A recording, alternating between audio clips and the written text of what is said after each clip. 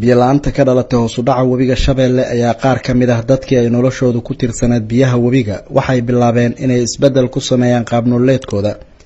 Deegaano ku yaala waqooyiga iyo koonfurta Beledweyne, rag kalluumaysato ah oo kalluunka webiga Beledweyne u iibkeeni jiray ayaa markii uu webigu guray waxay raadiyeen shaqooyin kale si ay noloshoodu ugu maareeyaan dakhliga ka soo gala.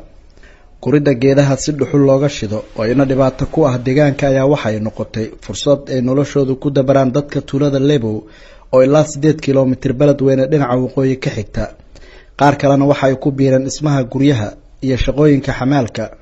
dadkii waa lacag yar iska haysay gadmadeeda waa iska yar maanta adiga isbuuc waxa shidaysa 10 kiish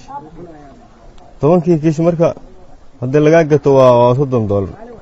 waxba isma bixisa marka waa dhibaatay noo haysaa webigaas noqon ilaa awiis biyo laga waay dhaxasha ay joogto looma helo waxaan laga isticmaalaa Beledweyne la geeyna meel kale hadda oo dalab kale ma haysan Beledweyne geeyna dadkaas oo balaska degana dabkooda ku shito ganacsiga hore naga maqaatay dadkaas naga gato dhaxasha waxaan ugu kalafay hubigii oo biyo laga waay ama beerihii waxaan ku beeran lahayn oo biyo la aawad loo beer waa biyo dhanaan ay noqdeen haddana malaayeen meesha laga waay oo hubigiiba oo malaay laga arkaynin oo eber oo noqday marka taas aan ugu kalafay geedaha waxaa ka helnaa geed gaalaadkan oo tuulada ka baxsan oo geed udaxska aan iska guranaa oo tuulada kama gurna barnaamijka beeralayda oo geedaha ku yaala iska gurnaa oo qardayna beernin leeyahan qardayna dadkii xirfadda kalluumaysiga ku noolaa ayaa waxay u arkaan in noloshoodu ay meel cidla ah ku soo dhacday bacdamaa meesha uu ka baxay kalluunkii ay webiga ka soo jalaaban jireen. magacay waxa la yiraahdaa Xuseen Mahad Cismaan Qaxow waxa waa webiga waxyaabo weyn oo webigu qabno webigu waa kansal bacaadka banooni lagu ciyaar karaa banooni webiga dhexdiisa wax oo nijido leeyahay male waxa meesha ciyaalka aan ku biilnay malaayaas webiga aan ku biilnay malaay webiga aan ku biilnay lacag ahaan waxa iga soo galeysay 100,000 oo Soomaali 100,000 ciyaalka aan soo waxaysanay soo biyeysanay fiili iyo waxaan tuurinay shabaq ayaan tuurinay وأفهم تمانينا هذا اللي سوق الديو وحن كم أتى استعمالنا ماله ويا بكرتتي ويا أبكرتتي تقول اللي ما ضلنا هاي أو أنت لو بقول يتضباطن يشان شو عيكون نوش تناكل ويا ماركي كنت نشان سنة نجراني مركي خورا وحن كنت خيسين ملاياس كبعلي مقالن أنا وحي ملاي مجوج حكواي مقالن أنا دشي يوم كسح ماشى رجع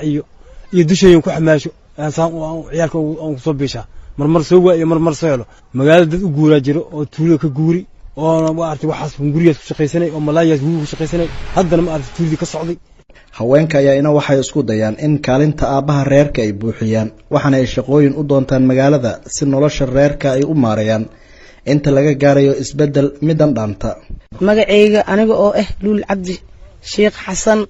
Eliye marka aan haweennahay markii saano kaleenta ay abaaraha ay u bataan marka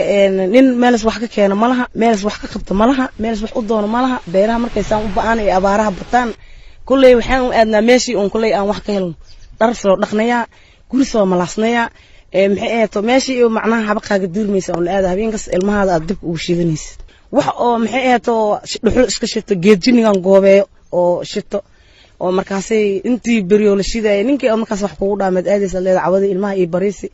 oo markaad intaas dhuxushaas ka shidid ka bacdiyaad haddana markaad waxaad keensato ninkay walaalka ay shalay wax ku sidaad ku siinaysaa